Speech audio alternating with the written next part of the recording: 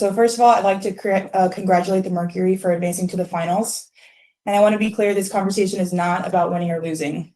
It's about something much bigger. The real threat to our league isn't money, it isn't ratings, or even missed calls, or even physical play. It's the lack of accountability from the league office. Since I've been in the league, you've heard the constant concerns about officiating, and it has now reached levels of inconsistency that plague our sport and undermine the integrity in which it operates. Whether the league cares about the health of the players is one thing, but to also not care about the product we put on the floor is truly self-sabotage. Year after year, the only thing that remains consistent is the lack of accountability from our leaders. Sorry, I had to walk here in my boot. I'm kind of. The league has a buzzword that they've rolled out as talking points for the CBA as to why they can't pay the players what we're worth. That word is the same. When they say CBA, it literally is an acronym for the collective bargaining agreement. So it's the contract that the players would have with the teams in the league itself of how much the minimum is and exactly what the cap is and how much basically every player is going to be making in the inside of the WNBA. So right now, the women are basically locked in with leadership in the WNBA because the actual league itself has never turned a profit. Let me say that again for the people in the back. The league itself has never turned a profit. And so the women are rallying together because they're saying, well, the Caitlin Clarks and the Angel Reeses are lucky because they don't have to worry about what their payment is on the court, and we shouldn't have to get another job after only making $100,000 a year or $150,000, whatever the heck they make. Average salary in WNBA. So the average salary in the WNBA is approximately $102,000 per year. So they saying we should make more than $100,000 to get paid. Minimum salary 66, maximum salary is 250. Average salary is about $100,000 per year. And so they want things more on par with the NBA's minimum salary, which is $1.27 million per year. The WNBA operates under a hard salary cap with the 2025 team salary cap set at $1.5 million. And then the Caitlin Clark and the Angel Reese has got a bunch of endorsements and stuff like that that's outside of it. And so they don't have to necessarily worry about that. And so the players are complaining because the league has never, ever, ever, ever, since its inception, ever been profitable. And the players are saying that we deserve more and that the leadership is the problem with that. Sustainability. But what's truly unsustainable is keeping a good product on the floor while allowing officials to lose control of games. Fans see it every night. Coaches, both winning and losing, point it out every night in pregame and postgame media. Yet leadership just issues fines and looks the other way. They ignore the issues that everyone inside the game is begging to be fixed. That is negligence. At Unrivaled this past February, I sat across from Cathy and asked how she planned to address the officiating issues in our league. Her response was, well, only the losers complain about the refs. I also asked how she planned to fix the fact. I wish I had my belt. Hey, that was a savage. That was a savage, 100% savage response. Hey, man, only the losers is the ones that's complaining about the refs. Facts. That players like Caitlin, Angel, and Paige, who are clearly driving massive revenue for the league, are making so little for their first 4 years. Her response was, Caitlin should be grateful she makes $60 million off the court because without the platform that the WNBA gives her, she wouldn't make anything. And in that same conversation, she told me players should. See, this is why you can't trust women. This right here is exactly why you cannot trust women.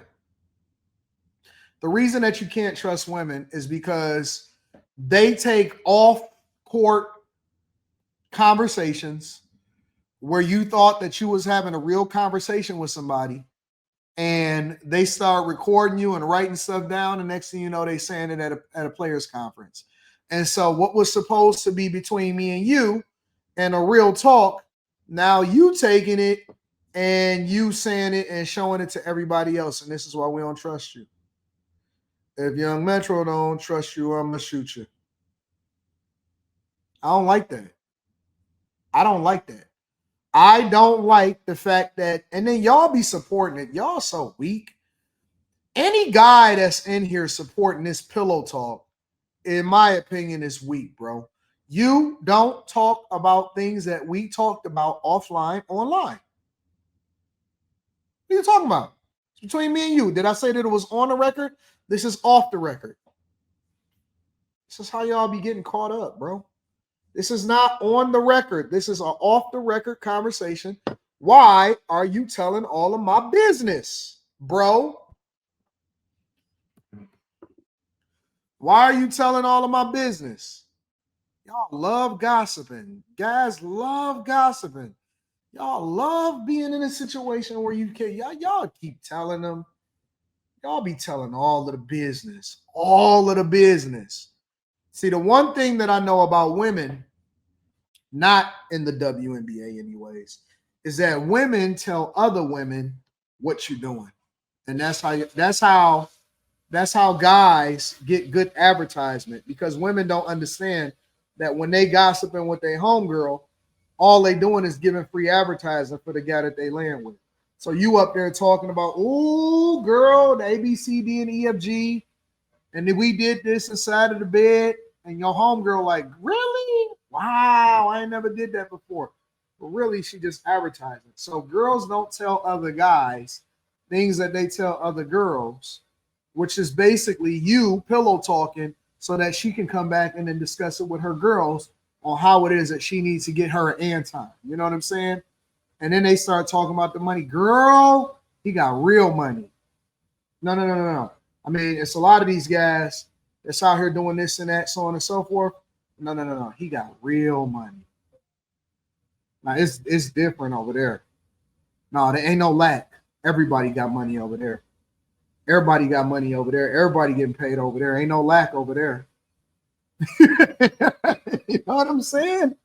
Ain't no lack over there. It's different. Let me get back to this. You know me. I'll be a millionaire more than showing it. Derail. Be on their knees thanking their lucky stars for the media rights deal that I got them. That's mentality driving our league from the top. We go to battle every day to protect a shield that doesn't value us. The league believes it succeeds despite its players, not because of them. I have the privilege of watching my husband run a league where he has to balance 100 different things at once. I won't pretend the job is easy, but even with all of that on his plate, he always takes the time to reach out to players when he sees an injury, whether it's unrivaled or even during the WNBA season. That is what leadership looks like. It's the human element. It's basic integrity, and it's the bare minimum any leader should embody. This year alone, I've gotten calls, texts, and well wishes from so many players across the league. Those moments remind me that sometimes there are things bigger than the results than this game we play. But do you know who I haven't heard from? Cathy. Not one call, not one text. Instead, the only outreach has come from her number 2, telling my agent that she doesn't believe physical play is contributing to injuries. That is infuriating. Women are such complainers and whiners, bro. Such complainers and whiners. And it's the perfect example of the tone-deaf, dismissive approach that our leaders always seem to take. I've finally grown tired. For too long, I have tried to have these conversations in private, but it's clear there is no intention of accepting there's a problem. The league has made it clear it isn't about innovation, it isn't about collaboration, it's about control and power. I've earned this platform and I've paid the price to get here, and now I have a responsibility to speak on behalf of the fans and everyone in this league that deserves better. I think that a lot of times women feel empowered to do this type of stuff because they always got a husband that make more than them that's backing them up. Our leadership's answer to being held accountable is to suppress everyone's voices by handing out fines. I'm not concerned about a fine. I'm concerned about the future of our sport. At some point, everyone deserves to hear the truth from someone who I hope has the benefit of the doubt to fight for what is right and fair for our athletes and our fans. We have the best players in the world. We have the best fans in the world. But right now, we have the worst leadership in the world. If I didn't know exactly what the job entailed, maybe I wouldn't feel this way. But unfortunately for them, I do. We serve a league that has shown they think championship coaches and Hall of Fame players are dispensable, and that's fine. It's professional sports. But I will not stand quietly by and allow different standards to be applied at the league level. Thank you. Napheesa, do you still read that statement if you're celebrating a championship in 2 weeks? Yes. Again, I want to be clear. This is not about winning and losing. People, coaches, players, winning and losing are complaining about these same things. And again, the league talks about sustainability. This is about sustainability. How are you going to protect your players? How are you going to make sure that we have the best product on the floor night after night when it's so inconsistent and people are getting hurt left and right? That statement that you just made, are you fully expecting to find? I mean, I'm sure that they will find me. I mean, it seems like anything with free speech is fine now. So 5 minutes before you walked in here, the WNBA sent another press release announcing more money, more TV rights deals that they've just secured. Do you think it's a little premature to announce all the money they're making when they haven't come to a deal with the people that play the game on the floor on their? I mean, it's something that they continue to do. And, but in the same breath, they cry that they don't have enough money to pay the players, that they don't have the sustainability to pay the players when they're selling teams for $300 million, when valuations are going up to almost $500 million. That does not mean that that's your money. It doesn't make sense to us. It's why we're fighting so hard in our CBA, and People we're don't going to continue know to fight nothing for. about business. At what point between, the end of the season and today did you decide Does that not mean that that's that another. was how you wanted to open this and, you wanted to prepare something like that? I think obviously this is something that we've been talking about for a really long time, but I think just seeing the response as well, just hearing over and over and over again, we have the best refs in the world, we don't have a problem, none of the injuries are due to physicality in the way that we're reffing. It's an insult to my intelligence, honestly.